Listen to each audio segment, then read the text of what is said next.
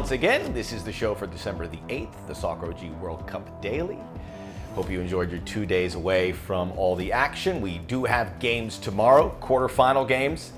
2-day gap just right. We needed to refresh, and we got 2 days to build up 4 incredible games. Can't wait for it because, look, let's face it, at the beginning of the tournament, these games are just flying at you. You're like, whoa, slow down. 4 games a day, oh my. You can't grasp it. You can't remember everything that happened. But this is how it's supposed to feel. You're building up these games. You can hear from the managers. We can all focus on this. This is the good stuff. The quarterfinals are going to be fantastic. We will preview the games for Friday here shortly. Before we get to that, a reminder that the Soccer OG World Cup Daily podcast available where all podcasts are available. You can see the video form here on YouTube. Check out all my social media handles. We'd love to talk about the games. We, in addition to previewing the Friday games, have a very special guest, Christopher Sullivan, former broadcast partner. He is on the ground in Doha, working for beIN Sports. We'll get his ideas about the Qatari World Cup and what has stood out for him. He's very cerebral with regards to football and has a great eye for what is happening. So stick around for that. You will enjoy it. We'll talk a little bit about that USA-Netherlands game. He has a couple thoughts that we haven't really touched on, which I found very interesting. So check out that a little bit. Like and subscribe. Hit that thumbs up. Like and subscribe as we continue on here towards the final. We still have like a week and a half of this, so a lot to look forward to. And we are presented by Farmer John. I'd like to say hello to our sponsors who've been fantastic throughout this competition. Make sure you start off the day with a wonderful breakfast featuring the very good Farmer John products, of which there are several, and they all are exceptional. I'm getting hungry when I'm just talking about it.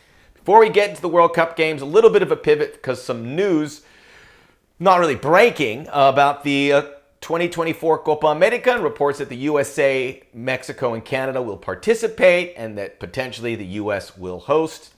I said a couple days, and one of my tweets kind of went through the roof there because I said my sources are saying it was a done deal. I'm talking to a lot of people involved on the business side, and they're saying the preparations are going on. They still have to work on a few things, obviously. We heard from Victor Montagliani, who heads Conmebol, and kind of broke it down here. And maybe it doesn't happen, but it would be crazy if it didn't because Conmebol needs CONCACAF, USA and Mexico specifically, and vice versa. You would hope there would be an opportunity where the Americas could be under one umbrella, especially in World Cup expansion where enough teams will qualify. You can be creative with qualifying, etc. But it's stronger together. And Conmebol can't compete with UEFA.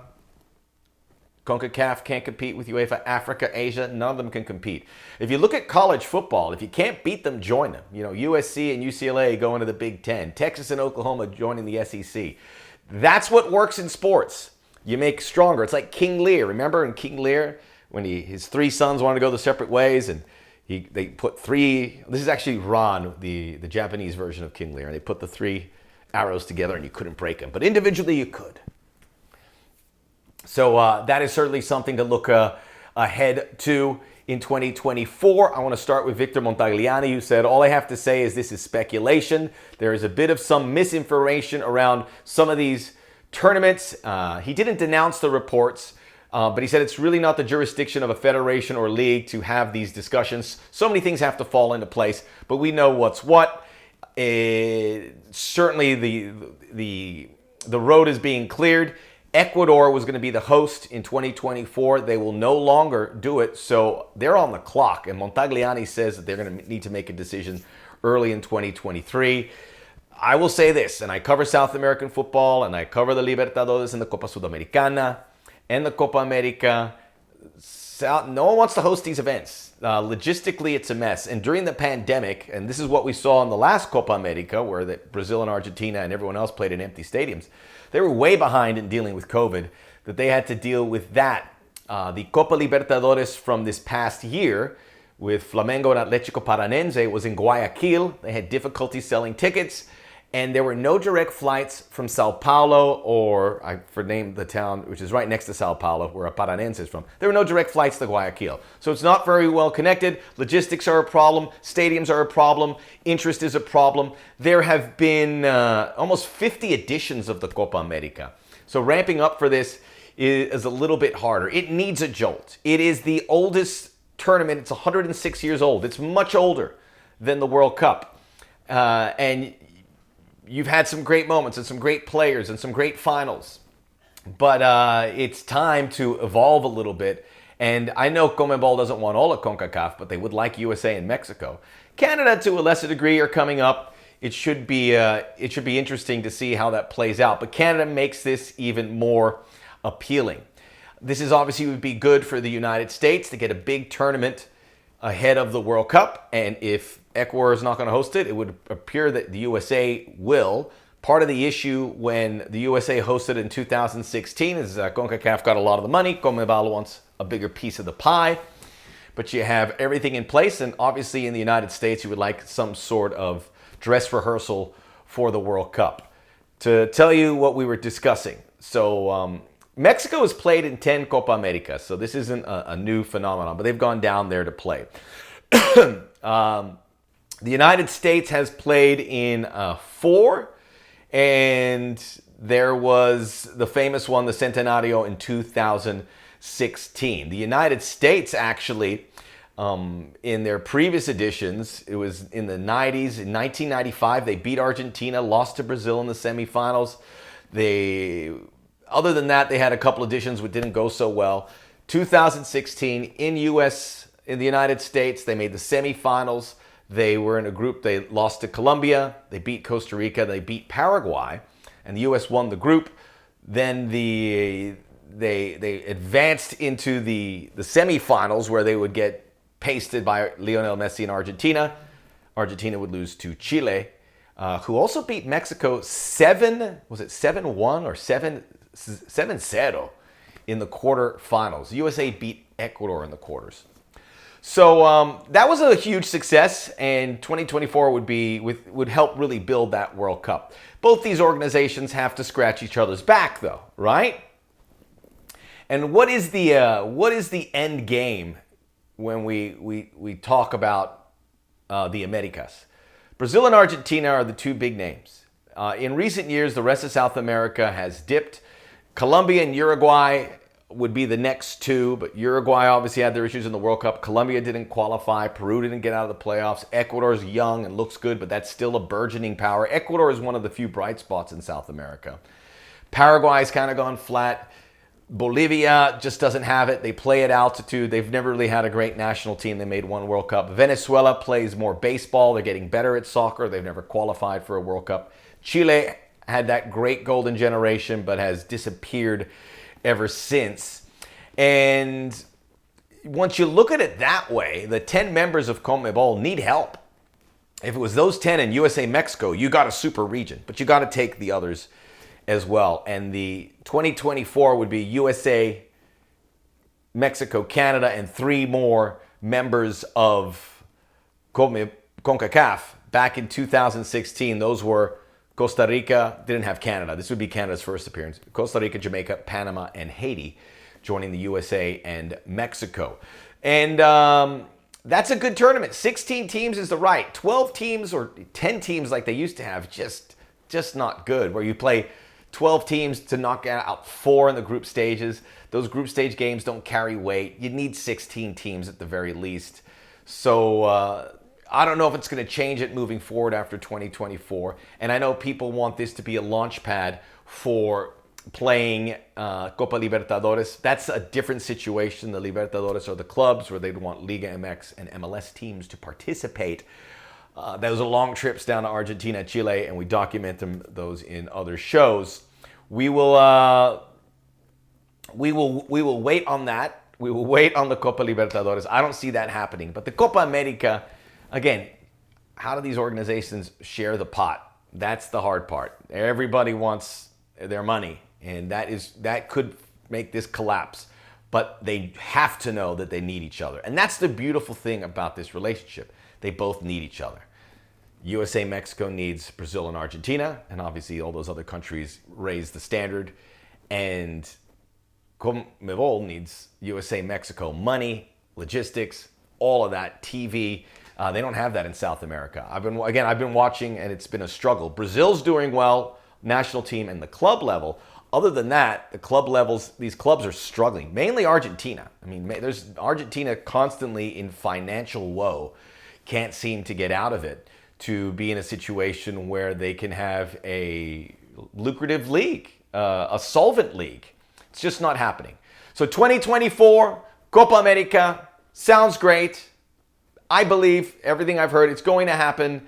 And we look forward to seeing that again because we love 2016. And now this should be even better with the United States coming up. You would hope Mexico's not going to lose 7-0 to Chile, and then Canada as well, and whoever else comes through there. You still get your gold cups, and then it all works. South America needs it too, man. This is not USA going, help us. It's not. Conmebol needs help too. Unless Brazil and Argentina want to join the Nations League, which USA and Mexico should try and do. Just got to remind yourself, USA and Mexico are desirable in the world picture, all right? Just remember that. By the way, Lionel Messi will probably be retired, but we got to get him involved. He might be in Major League Soccer as well, so that's something to look forward to. Let's get into the games on Friday. We talked about the anticipated Argentina-Brazil game that we could have in the semifinals. I don't think we're going to see it. That's why I talked about it yesterday. I hope we see it, but I think these are going to be two very hard games. We'll start with Brazil. They take on Croatia. I want to mention we feel like there's not enough surprise candidates in the World Cup, but there are 4 teams that have never won a World Cup. You know, World Cups, very few have won it. Brazil, Germany, Italy, Argentina, Uruguay, Spain, France. 8 teams, I think, have won it. The Netherlands haven't won it. So that's a short list. So half of the field have a shot here. Brazil have won it 5 times. They're coming off their best result against Korea. Really a great first half. I would tend to think that they pulled the Wolves off in the second half. So all those people talking about Brazil dancing, and Chiche had to discuss, people wanted him to apologize for the dancing. He says, I'm not going to do that. He shouldn't have to do it. He's calling this the toughest hurdle yet. And for me, if you look at the most consistent teams, and consistency is good in a World Cup, Brazil's not one of them because they lost to Cameroon. Granted, that was the reserves. But even against Serbia, they've been good defensively, but they've been spotty in attack. They had the good half offensively against Korea. And I would say, as I said a couple days ago, Korea were never going to compete in that. They were drained from the Ghana game and then the Portugal game. They had no shot. They were going in there lambs to slaughter. This was a perfect opponent for Brazil.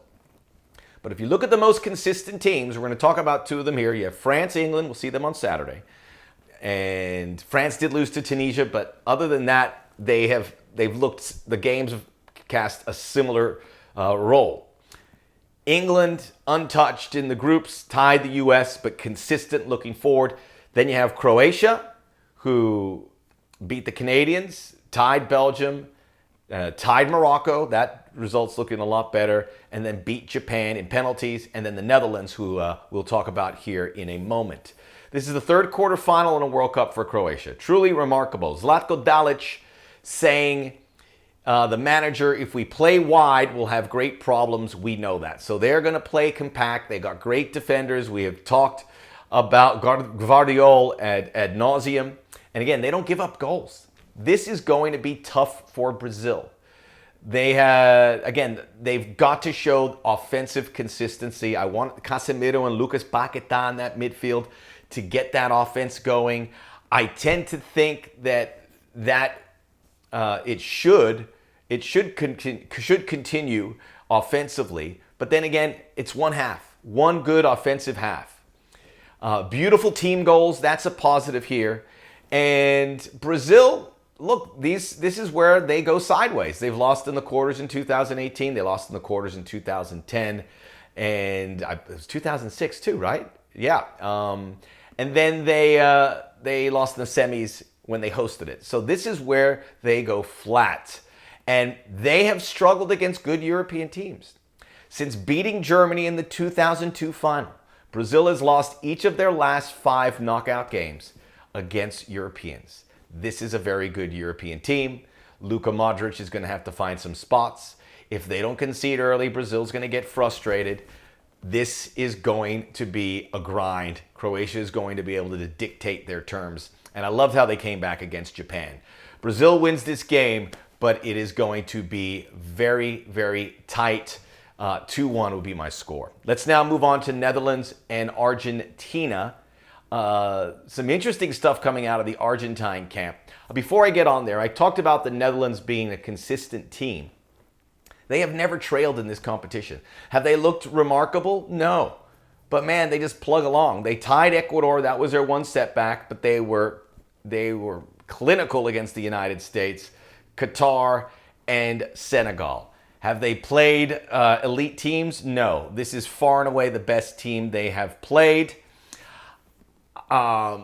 There are so many peculiar things about this team that I just don't get. The roster, we say Netherlands, we see those orange shirts and we're like, whoa, this is a fantastic team. It's the Netherlands. But remember, they didn't qualify for the World Cup.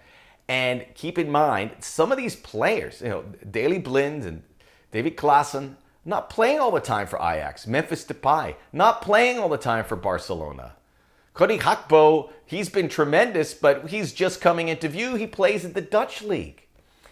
This is not the Wesley Sneijder, Van Persie, Van der Vaart, Arjen Robben Dutch team. They are very short on stars. Their best player is their center back, Virgil van Dijk, who has been exceptional. Denzel Dumfries has been as well. But this team doesn't wow you, but they play so well collectively. This is also Louis van Gaal, who is the biggest star for the Dutch. And I think Frenkie de Jong is going to play a big role here. But Louis van Gaal, this is a storyline I would love to see happen. He's tried before with this Dutch team, 2014. Battled cancer multiple times. And now here he is with a chance. He said this team was as good as 2014. I still disagree with him. This is his handiwork. He has been innovative. He has been clever. And he has outsmarted and outcoached others.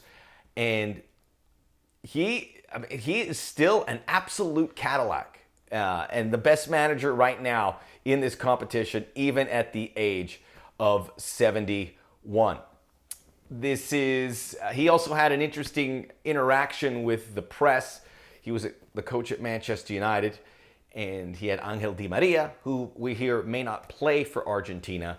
But he had Angel Di Maria on that squad, and in that game, or during that time at Manchester United, Di Maria says, my problem at Manchester was the coach, Van Gaal. He was the worst of my career. So that was brought up to Van Gaal. He says, I don't like it that he said it, but he says the two get along well. But if we don't see Di Maria, how will they look? By the way, Rafael van der Vaart, one of those Dutch legends, was asked about this game. He says they're going to hammer Argentina, the Netherlands, 3-0. The players around Messi are not so great. So let's talk about Argentina. Rodrigo de Paul, there were some concerns about his health. He trained, and his social media said he is going to play. There was a closed-door training, and some Argentine media came up to Lionel Scaloni and said, what's the condition of Rodrigo de Paul? And he goes, it was a closed-door training. He trained. How do you know there's something wrong with him? And accused them of trying to get intel for the Dutch. So it was a little odd. But then again, yeah, if you're an Argentine media, zip it. Zip it. As for the talent around Messi, is it that great? I mean, it's better than what the Dutch have. But Julian Alvarez and Enzo Fernandez are great, but they're young. Angel Di Maria, if he doesn't go. Rodrigo de Paul is a really hard-working midfield, and Paredes and some of the Papu Gomez, but these are not. These aren't like the Batistuta. I can't remember all the Argentine players. These legendary Argentine teams who sometimes failed. This is still a lot about Lionel Messi. They put him in good positions to win, and I think this Argentina team will really struggle with this. I like the Dutch to win it. It's going to be tight. Let's say 2-1 as well. Netherlands and Brazil will meet in the semifinal. I hope I'm wrong about that because I want to see Brazil-Argentina. The Soccer OG World Cup Daily.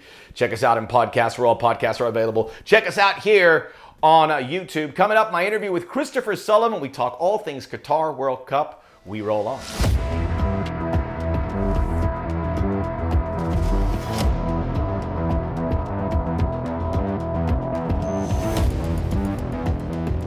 We are back now with our very special guest. You know him, you love him, my former on-air partner. He is now working with beIN Sport in Doha. Where are you right now, Christopher Sullivan? It looks beautiful. Yeah, it's beautiful right here. Royal Meridian, across the street from the Waldorf Astoria. One of our good friends who's the general manager there, Christoph Franzen. He was the one who ran the Hyatt when I was there the last 2 times. And here at this hotel, this is the Royal Meridian. You could see daily Alessandro Del Piero, Ruud Gullit, who you know, Gary Neville, everyone staying here. And then they play paddle every morning at about 10 o'clock. They go over there, and it's like a who's who. Gabriel, Omar, Batistuta, one of your favorites. So it's been great. I was talking about him yesterday. Really? Yeah, I'll tell you why in a second.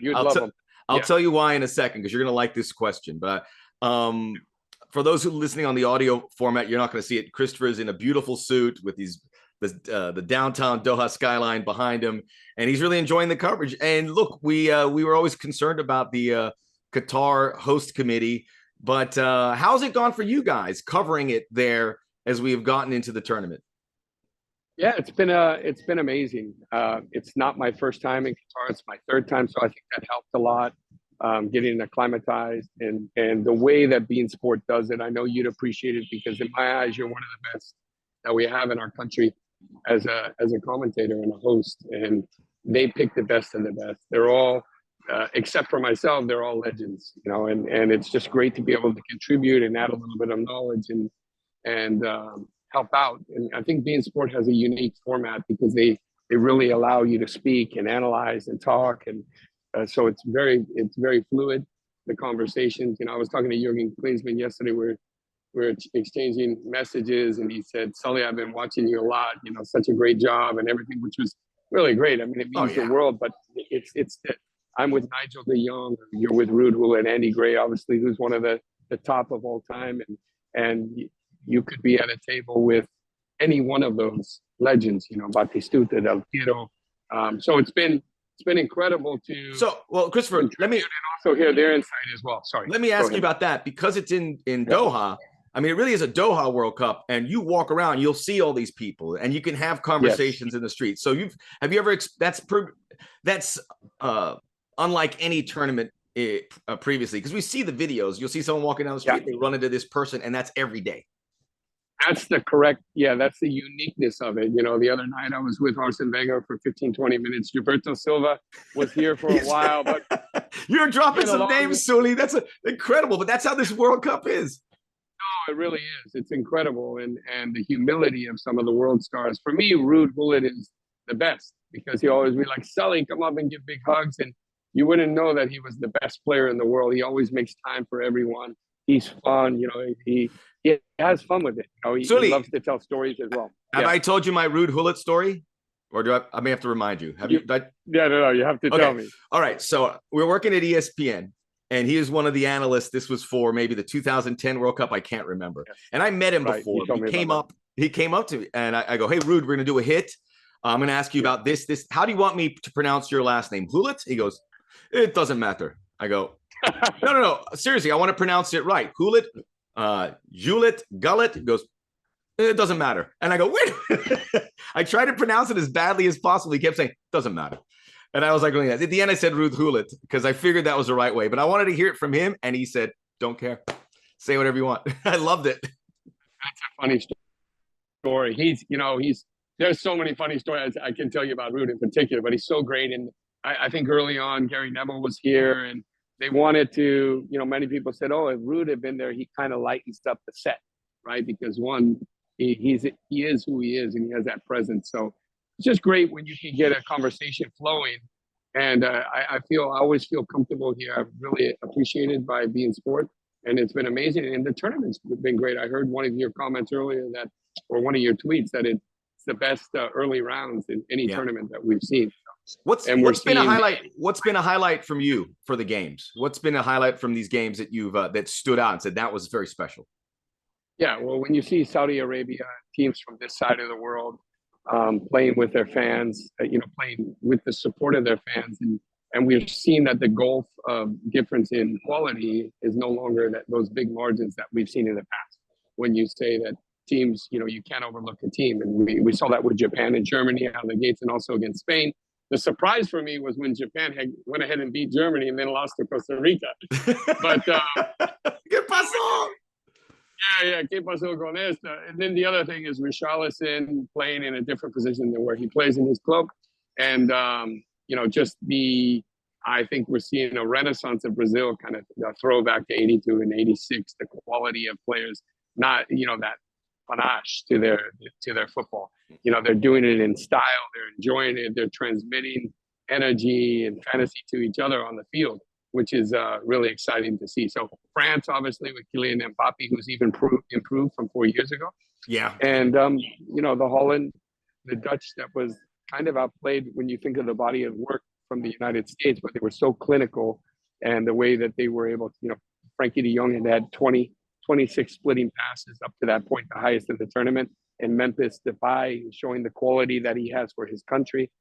And Dumfries as well, who's been a killer on that wide position. So I think it's going to make for a real interesting, intriguing matchup between Argentina and Netherlands.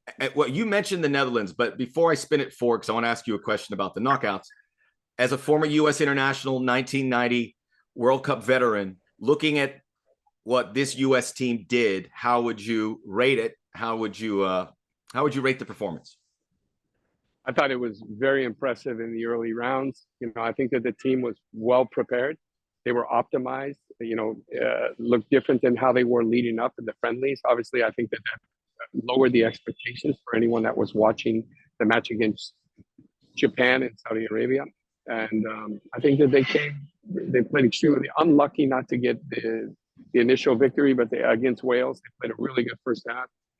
And then against England, I was very impressed with the way that they played. We didn't have anyone really to finish. And then that final game against the Netherlands, I was disappointed, quite honestly, because I thought that we had the players to play toe-to-toe with them. And there was a few decisions I wasn't pleased with. Yeah. Which one? With the tactics? Yeah, I would have liked to see Aronson in there, Gio Reyna, and you could have played Christian Pulisic as a false nine, because that's the way that they were playing Jesus Ferreira. And he was coming back, not to knock him, but I don't think that he was ready for the occasion. Yeah. With two players that we thought that were in form, and then the Zimmerman move was fine because he started out of the gates. But again, it was just kind of chopping and changing in a way, and you kind of scratch your head and defensively. We got a lesson there defensively. Well, look, and we forget that. And I don't know if I mentioned it, but to tell Jesus Ferreira to come into the World Cup for the first time in a round of 16 game where you have to engage Virgil van Dijk, who some say is the best defender in the world, it sounds like an unwinnable position. I would, and that's probably why you bring in guys that have already had some games, and you maybe put Pulisic there, who had confidence. Yeah. We saw that, but I just think about that situation, Ferreira. That's really tough. Yeah, and Pulisic has a different dynamic than Ferreira. If he's coming deep and he's pulling players, and you have Weah in behind, right, or from the left side as well. I think that, let's say Aronson, Weah's coming from the left, or Aronson's coming from the left, or Gio Reyna. I mean, that's a trifecta that's very dangerous, and you could see the thinking like, hey, he picks up the ball, they don't go with him, right? He's coming at you, and he's making things happen. And that's what I think actually Christian Pulisic's best attribute is, his best quality. And when he's going in that, like Gakpo as well, when he's going in the middle, or we see Jude Bellingham, who might be the player of the tournament, behind Mbappe, that type of quality is hard to find in world football today. And I think that we didn't utilize that there. But having said that, I know that we're thinking, where do we go from now? It's very good for the United States. In my opinion, I'm proud of the boys. The midfield was phenomenal. I thought they played pretty well against. I don't think that they were playing first-time angle balls with conviction and confidence out of the midfield in that particular game. And Louis van Gaal did a great job. It was a masterstroke the way that he played him. He still got it. Backed off, gave him the space, and hit him. He really does. Yeah, he still got it. We don't know if Pulisic with Weah and Reyna would have worked, but it couldn't have been worse in that first half. And I think there's that's probably that is a misstep from Berhalter. I defend him a lot, but that's a misstep because I think bringing Verreira there was just an unwinnable situation. You could see it; was etched on his face. He looked like a nervous wreck. And I think everyone in our country was thinking, well, if you can put Gio Reyna in the 46th minute, why can't you start him in the first? In that match, why can you not? And why wouldn't you do that? So that's what I was thinking. And I think Brendan Aronson, obviously 4 years from now, his brother might be in the team as well. So we have under 20 players, that are coming through. And, I'd like to see that we move to the next level. And we've shown that, hey, you got to give credit to other teams in the world that are showing that the margins are much smaller now. There's no gulf of difference between the top 32 in this World Cup. Now, if we go to 48, it's going to be different. You're adding 18 more countries. That's a lot. So, hey, I just want to ask you, because you said Mbappe's been the best. You said Jude Bellingham, only Mbappe's been better. And people are saying who their best performers are. And my list is 3. It's Mbappe 1, Bellingham 2, and then Hakimi 3. Those are the guys that I think every time they came on, and I know people go, hey, Lionel Messi and Richarlison and these guys scoring. And they've all been great, and Marcus Rashford. But to me, those 3 have made the biggest difference. Yeah, I'd agree with that.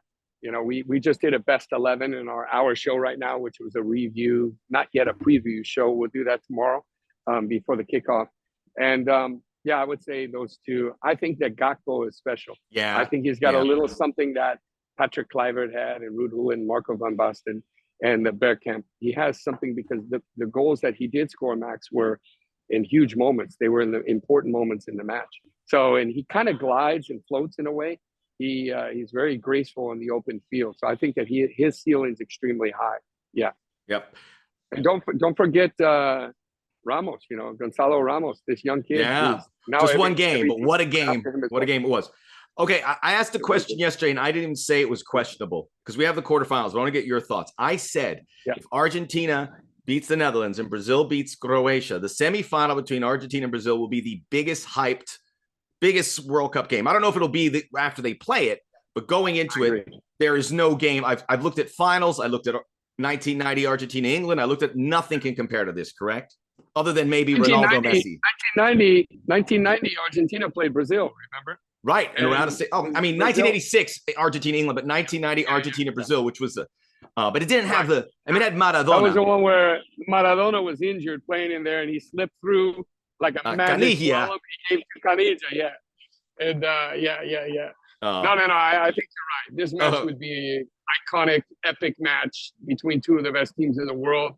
I think sadly Argentina doesn't have Lionel Messi doesn't have players like Riquelme, Aymar, Borrito Ortega, Di Alessandro. He doesn't have those, or Verón, Bruja Verón.